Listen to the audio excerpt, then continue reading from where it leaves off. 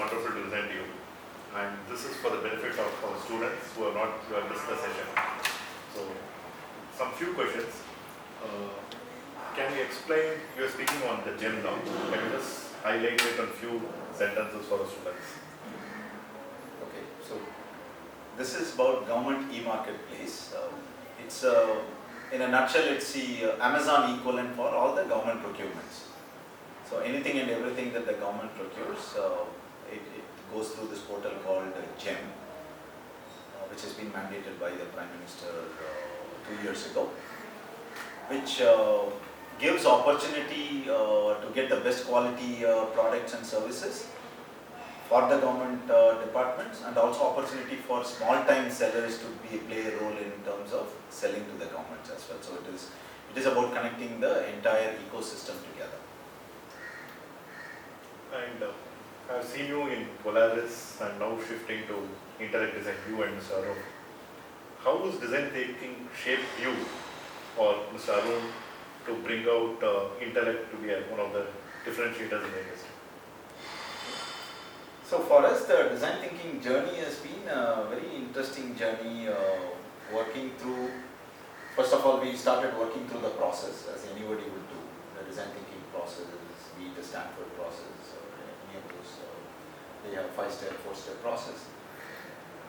We started seeing some benefits, but then we also ran into certain challenges implementing it, which is when Arun went back and started looking at what should we do to contextualize it for the environment, ecosystem and the cultural setup that we have this part of the globe. That took us on a huge journey, which is where we had come up with what we call as design the thinking, which is a trademark work of James. Design the thinking first and then let people think about design. So design the thinking, thinking the design. That has helped our journey when we moved away from Polaris into Intellect as a complete product-based company, which is helping shifting the mindset of all of our entire workforce. I'm not anymore an order taker where the customer comes and tells me, here are the 20 things you need to do it.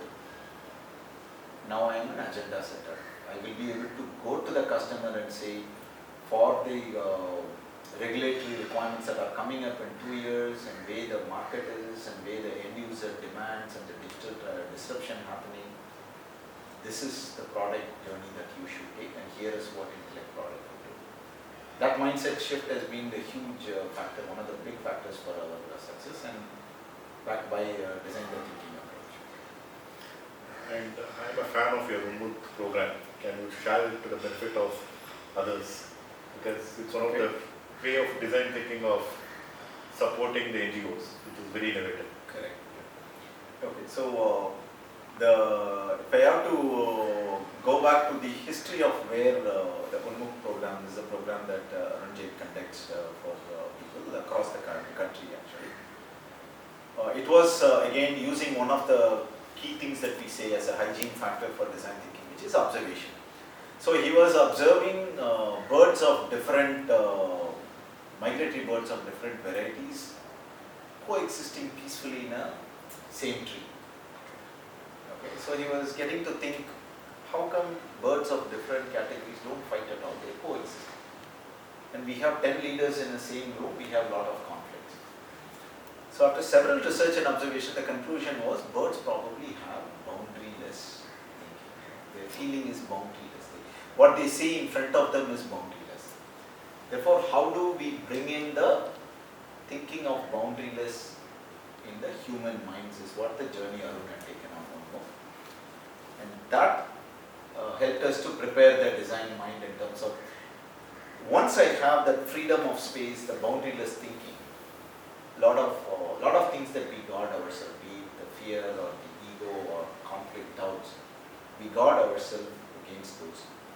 It just comes open and then the rest is easier in terms of innovation and creativity. It's excellent. And for example, here in Great Lakes, we have students who come with work experience and some of them they leave their job. Very few come on sabbatical, but and then we have different programs where they spend some good amount of money, the savings, what can be your message on designing their lives? Okay. So, if you are first, you are investing a lot of your time, of course the money part, but more importantly, a lot of your time, which means you want to do something different. That's why you are giving, be it a 1 year or however long the program that you have taken. You have decided to give all that it takes, so therefore you are spending that whole year here. When you step out, I think it is an opportunity for you to start looking at what brand am I creating around myself. With these learnings, who am I becoming? How do I design my journey? So therefore, what are the elements that I am going to take into account when I am designing that journey? Creating my personal brand around my learning and how I do things is one part. And how am I going to look at my leadership abilities itself? Taking the learning and then saying, okay, I got a degree is one thing. That several people are going to flaunt that degree across the globe. But what is that one thing that I am going to do differently from tomorrow after I step out of the program? That will help in building my brand differently. And we always say there is a framework that we use called belief framework. So it starts with the brand, to the end customer, to leadership. What is my IP? It's not about the intellectual property. What am I going to be referred to for the IP that I bring in as an individual, as a leader? When you kind of sit and put all these things together, you start defining the career journey for yourself. So, like I always say, if you can design anything, why not design your career journey? Right? So that's interesting. And according to you, being seen across the globe, interacting with different various governments or government officers or panchayat leaders or anybody, what is in your last 5 years journey, whom you have felt that you have created impact on design thinking? Which segment of population in India or across the world? okay. There are two that stands out. The way we have approached the design thinking itself, the design thinking is working on the mindset, or if I have to connect back to the golden circle that we hear is about the what and the how to, we connect back to the why. Then we feel that the energy starts flowing from the individual. But our biggest success has been with the Gram Panchayat leaders that Anbu conducts, where we are shifting their self-image to their focus point. We always constantly work on how do we shift the dot for people. One aspect of shifting their self-image is, are you just an elected Gram Panchayat leader, or are you the CEO of the Gram Panchayat? If you are the CEO of the Panchayat, what are the 5 things you will do which is in your control? When we do this, then the switch is on. Then rest becomes very easy. Instead of teaching them, do these 5 things, you will do better, which they come back, the moment they face a constraint, they drop off, and then they go back to the traditional way of things are working. Unless you shift their thinking. That is one area where phenomenal success. The other one is definitely academics, where we are starting to show the faculty members their purpose of existence in academics. Right? It is not about teaching, it is about, we all keep hearing developing holistic human being out of my students is all fine, but how does your role impact the student, and therefore what is that elements from your journey that you are going to take to continue impacting or making it more impactful for the students' life.